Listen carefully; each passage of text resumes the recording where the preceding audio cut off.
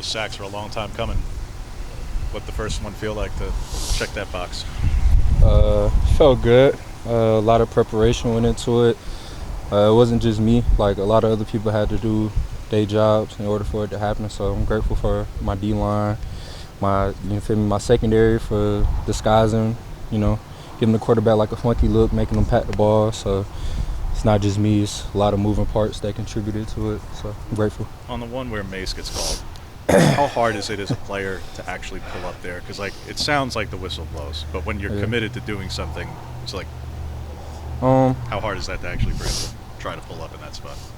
I mean, it's hard, but Mace, he's a veteran player. Like, he can do it. Like, it was just a heat of the moment thing. Like, he won't make that mistake again. Third down defense is better than it was last year. Sacks are up. Where's this improvement come from? Is it just year two, more understanding of the system? That's definitely a part of it that contributes to it. And I'm gonna just shout one of my coaches out, Brian Michalowski, man. That man's a third down guru, and he gave us a lot of new pressures and stuff like that, and they hitting. So, and also the D-line and stuff like that. Like, it's a lot of moving parts that go into it, but yeah, I feel like, yeah. Another improvement question: where have you felt like the linebacking room has improved since last year? I don't know. I feel like this is just like a brand new group. Like, we got our own little style of play, and we just kind of feed off each other in that room. So yeah. You mentioned Brian. Is that who you work with most on a day-to-day basis, or what does that look like at this point? Yeah, B-Mike, my guy. Like, he kind of took me in, knowing I was gonna be new to the linebacker room, kind of just teaching me the ins and outs. Him and Tosh. So yeah. Just the nuances. How did that help? What in particular, especially when you made the switch? I mean, just linebacker IQ, learning the stuff about the box. I feel like I could do it from a physicality standpoint, but there was a lot of mental stuff that I didn't know. And he he took his time with me, all the extra meeting times. It was some nights we didn't leave here till 10 o'clock, just watching film. And he didn't have to make those sacrifices, but he did. So I appreciate him for that. What have you seen from Kyrie just in the secondary? As someone who was in the secondary, just how impressive has he been the last 2 games? Kyrie, my dog, man. It got to be in you. He got that in him. Some stuff you can't really coach. He got that super competitive edge. He's an emotional player, and he know how to use it to his strength. When did you first see him kind of bring that out? First day he got here. I don't remember what it was. We had a team event. We was playing basketball. Me and him out there sweating. He was trying to win just as bad as I was, and I thought I know I'm a competitor, but you feel me? He really wanted to win that basketball game, so he showed me a lot there.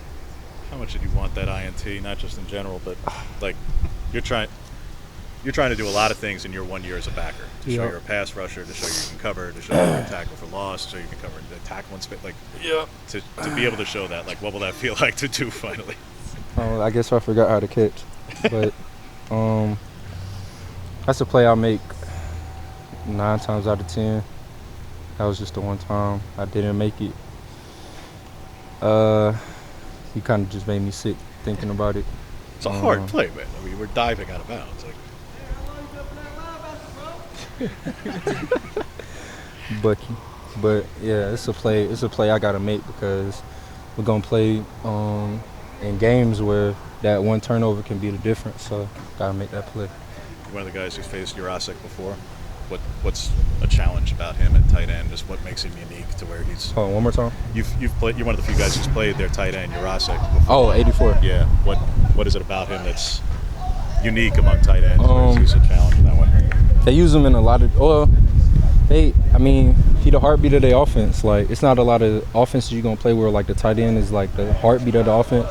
They're gonna find as many ways as they can to get him the ball. He's a pretty good route runner, great hands. He's gonna be a matchup nightmare for teams that don't prepare well for him. So we looking forward to the challenge. You've talked about the challenge of being in the box and offensive linemen, etc.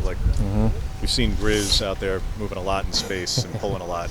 In practice, how much have you had to take him on, and just What is that like when you see a 6'5", 340-pound man pulling in space?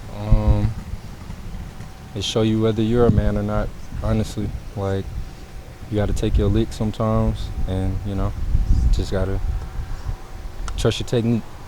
That's all I can say.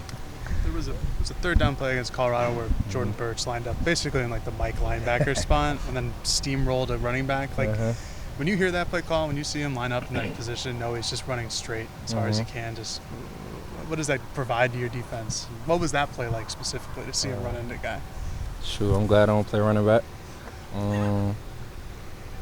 Sure. I mean, it's fun. Like, I feel like our defense give a lot of different looks. We could put guys in a lot of different positions to make plays. And our coaches do a great job putting guys in position that they get the matchup that they really want to make plays. So, I mean, shout out to our coaches. Shout out Birch, too. When Justin is able to finally go, what is that going to mean to this linebacker room and this defense? I mean, we miss him. Like, we seen him practice all spring, like everything until he got hurt. So, like, we know what he gonna bring to our defense, and I'm excited for the world to see like what he has to offer, because he's a special player, like really, really, really special. So, like, I feel like our defense is like really good now, but like when he come back, like he gonna give us like that extra boost to get to like from good to great, honestly. What does that look like for him right now? Just from a leadership standpoint, obviously a veteran guy. Is he just sort of there, like doing whatever he can off the field for you guys?